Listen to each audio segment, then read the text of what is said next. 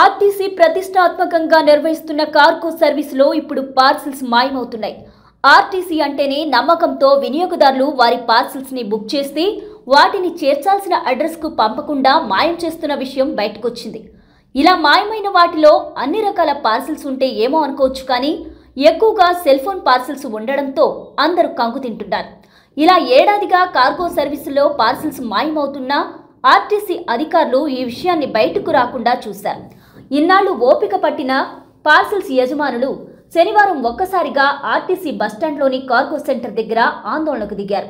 ఈ సందర్భంగా వారు మాట్లాడుతూ, పార్సిల్స్ మాయమవుతున్న విషయాన్ని ఆర్టీసీ అధికారులకు ఫిర్యాదు చేస్తే పట్టించుకోకుండా మీకేమైనా ఇబ్బందులుంటే పోలీసులకు ఫిర్యాదు చేసుకోండి చెబుతున్నారని ఆవేదన వ్యక్తం చేస్తున్నారు.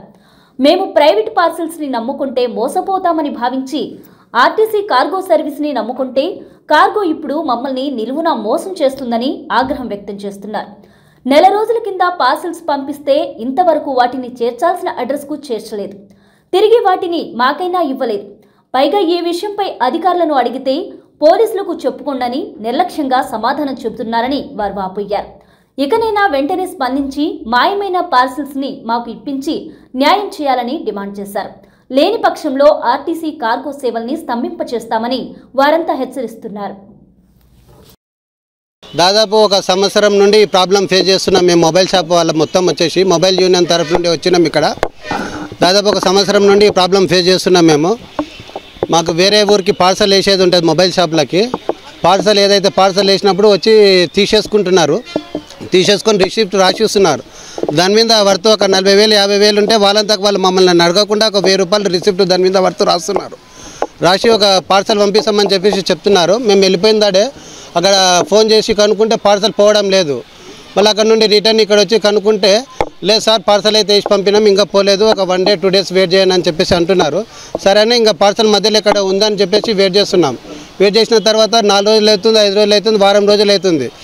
గట్టిగా వచ్చి అడిగేసరికి లేదు సార్, ఇది ఎక్కడో ఉంది, మధ్యలో మిస్ అయింది, చూసాం కనుక్కుంటాం చేసామని చెప్పేసి ఒక 15 రోజులు గడుపుతున్నారు. 15 రోజులు గడిపిన తర్వాత వచ్చేసి గట్టిగా అడిగితే లేదు సార్, పార్సల్ అయితే దొరకడం లేదు, దాని వాల్యూ ఎంత ఉందని అడుగుతున్నారు. 50,000 60,000 ఉందని చెప్పేసి మేము చెప్తే లేదు సార్, మీరు వర్త్ 1,000 రూపాయలే రాపించాను కదా అంటే లేదు మేడం 60,000 రూపాయల వర్త్ ఉందని చెప్పేసి మేము అంటున్నాం. మమ్మల్ని వర్త్ కూడా అడగడం లేదు. వాళ్ళంతకు వాళ్ళే 1,000 రూపాయలు రాసుకుంటున్నారు. 1,000 రూపాయలు రాసుకొని పంపిస్తున్నారు. వాళ్ళు గట్టిగా మాట్లాడే వరకు మీ వర్త్ ఎంత ఉందో ఆ వర్త్ ప్రకారంగా మీకు అమౌంట్ కట్టిస్తామని అంటున్నారు. ఇంకా ఎక్కువ గట్టిగా మాట్లాడే వరకు పోలీస్ స్టేషన్లో కేసు చేసుకుంటున్నారు, ఆర్ఎం ఆఫీస్కి పోయి కంప్లైంట్ చేసుకుంటున్నారు, డిఎం తోటి పోమంటున్నారు. అక్కడ మాకు సంబంధమే లేదు. ఏదైతే పార్సల్ మీతోటికి వచ్చేసి మీతోనే బుకింగ్ చేసినామో మీరు రెస్పాన్స్ ఇవ్వాలా.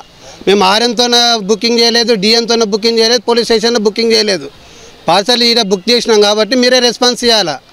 ఏమున్నా మీరు పైసలు వర్త్ కట్టిస్తుంటే కూడా కాదు, మా పార్సల్ ఏదైతే ఉందో మా పార్సల్ మాకు కావాలి.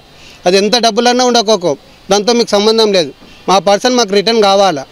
దాదాపు 8 నెలల నుండి ఇదే ప్రాబ్లం ఫేస్ చేస్తున్నాం. మేము 24 గంటలు కాదు, 48 గంటలు అయినా సరే ఈ ప్రాబ్లం సాల్వ్ అయిన తర్వాత ఇక్కడ నుండి కదులుతాం, లేకపోతే కదిలేదే లేదు, ఇన్నే ఉంటాం. వాంటెడ్లీ సెల్లే మొబైల్ సెల్సే పోతున్నాయి, కావాలని చేస్తున్నారు వీళ్ళంతా. స్టాఫే దొంగతనం చేపిస్తున్నారు వీళ్ళు.